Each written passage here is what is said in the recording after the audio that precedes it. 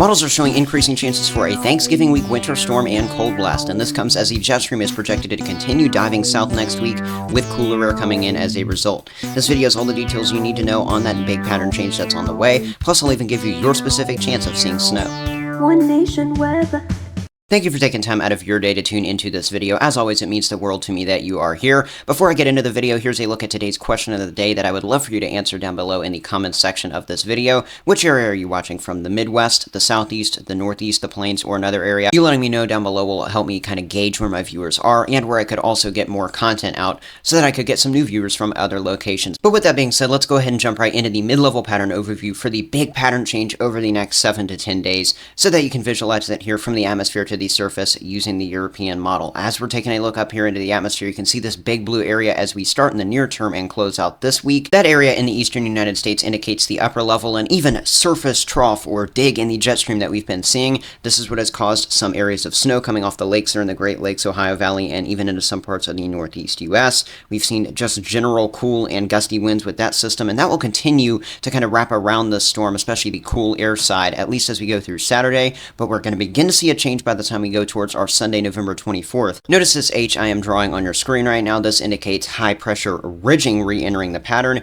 This is much like what we've been seeing with the weather pattern for much of the months like October and early November, where we saw warmer than average air over a lot of the country. It is going to make at least a brief return ahead of that bigger cool blast that this video is all about. You can see that here as you go to the end of this weekend, anywhere from around at Texas and down through the Gulf Coast states in the southeast, all the way on up here to the Ohio Valley and Northeast US. Looks like we are going to see some warmer than average air cut into the early part of the upcoming week. The first disturbance that's going to move into this area of warmer than average air is this weak trough diving on down here into the Great Lakes region that you can see. According to the European model, this is likely going to have an associated low pressure. That's why I put the L over Michigan. The timing in this does look like it's going to come as we go out of the evening hours of our Monday, November 25th of 2024, kicking up around the Great Lakes region with some rain showers, and then it's going to push east quickly through parts of the Mid-Atlantic, Northeast, and maybe other parts of the east coast of the U.S. as well as we go through our Tuesday, November 26th. This is not going to be much of a long-term impact to the pattern, but what is going to be a longer term impact is what is just a couple days behind it, and it's that bigger blue area you can see developing and spreading out over the north central U.S., stretching all the way back over to the Rockies.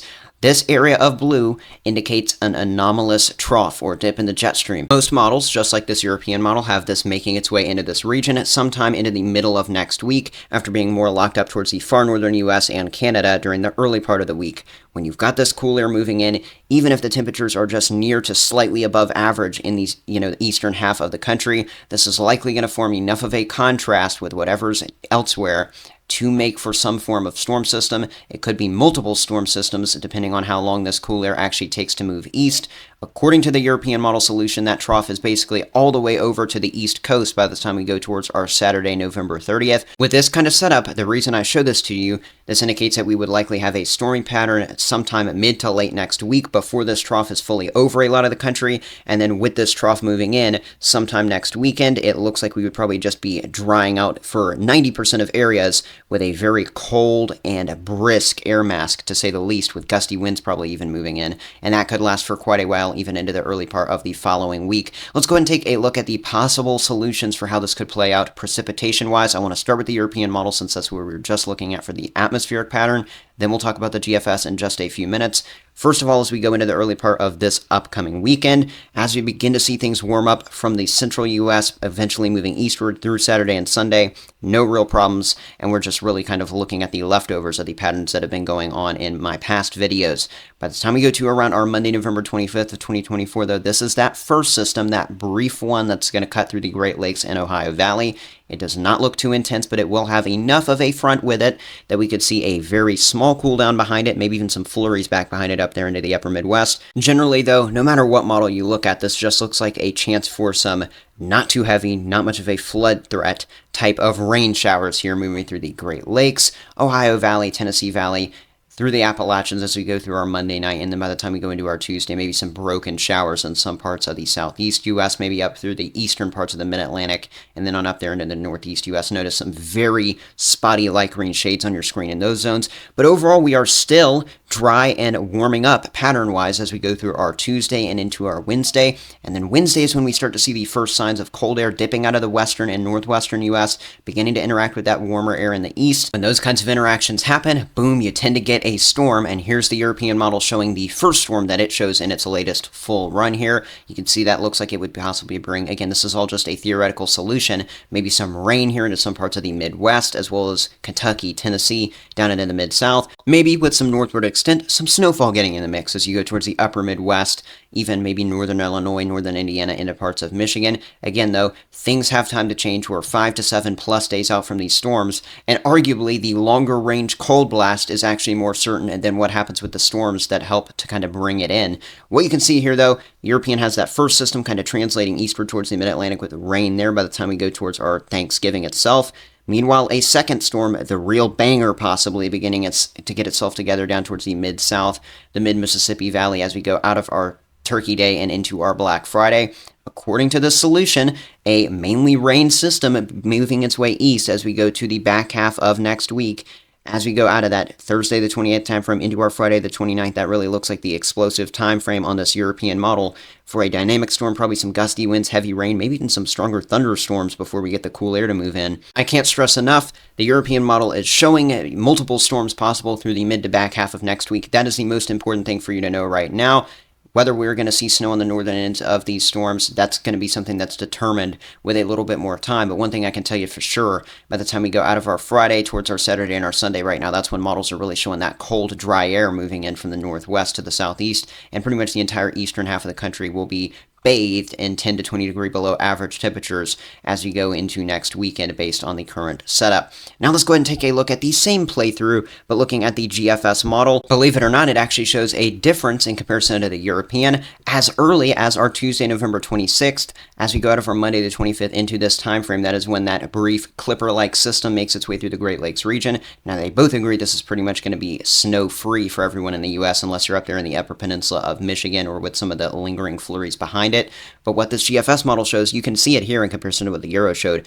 Definitely some darker greens with this initial system, indicating some pockets of heavier rain moving through the Ohio Valley, the Tennessee Valley, parts of the Appalachians, and Northeast. But again, it quickly gets out of here by the time we go out of our Monday and Tuesday and into our Wednesday, just in time for our next storm to begin forming in the south central U.S., making its way to the east. You can see overall around our Thursday, November 28th in the morning, the GFS model agreeing, mostly just some rain down here. Kentucky, Tennessee, parts of Mississippi. Just like the European model, this is one thing that they have in common. It has this initial storm moving east, but it's not going to form a second storm behind this one. So as we go through our Thanksgiving, what you see is what you get here with this GFS model solution. Heavy rain and a chance for some thunderstorms in the southeast U.S., maybe even some severe weather and gusty winds. Meanwhile, the further north you go, coming out of Ohio, going into West Virginia, Pennsylvania, New York, parts of New Jersey, it has a snow line up there. And again, this is why I'm talking about the importance of these model runs. Some of these runs are definitely indicating that we're going to have some of the cool air touching this front as it makes its way to the east, and wherever that happens, we could definitely see some snow get in the mix. And here we go once again, though, regardless of which model solution you look at, they all have this cool air moving in by next weekend, and the GFS model, for some reason, shows a low-pressure clipper-like system moving into that cool air and producing snow in Indiana, Michigan, and Ohio. But look at the date on that. That's December 1st. We don't even want to mess around with that right now, unless we're talking about temperatures. Let me talk about the potential for that winter storm and snowfall from Wednesday through Friday next week, though, because even though the models themselves didn't really look too bullish from what I just showed you, and I know you might be mad that this video showed some snow in the thumbnail, but it might not happen. Here's a look at the actual chances using a blend of models here, essentially. This is our European Ensemble collection. Notice on up here, from November 27th through our 28th, so as we go out of Wednesday into our Thanksgiving, this is when, whether it's the first of two systems or just the only system that's going to move east and bring the cool air in, that northern side, based on these bluish turning to greenish colors and the area I've circled on your screen right now, those colors indicate a 30 to 60% chance already of seeing some snowfall accumulation. So you might get your first decent snow of the season up there in Iowa based on this ensemble run, at least right now. So again, even though the specific Euro model didn't show that, This doesn't mean that even as we go to the interior Northeast out at Thanksgiving and into our Black Friday, we don't have, about a 50% chance of some decent accumulations up here in some of these zones. So time will really tell with where we see a rain snow line if we have enough moisture to support a heavy snow. But one thing I can tell you for sure is that that cool air is going to be coming on down. And let me go ahead and take some time to focus on that using the temperature anomalies from those European ensembles. First of all, as we go into the early part of next week, this is what I've been talking about. We're going to have that ridge return, warmer than average air. You can see it really in a stripe there from Texas all the way up to the Ohio Valley Monday. 5, 10, 15 degree above average conditions there, and I'm zooming in on it now. If your average high, for example, is around 45, you're going to be more like 55 as we go into our Monday, November 25th, and this is probably going to continue even into our Tuesday and Wednesday because that clipper that makes its way through the Great Lakes and Northeast is not going to do much to put a dent in this warmer air, and that's why when the real cold air rush comes out of the North Central Plains around midweek, once that actually comes in, it's going to have some decent warm anomalies to work its way into,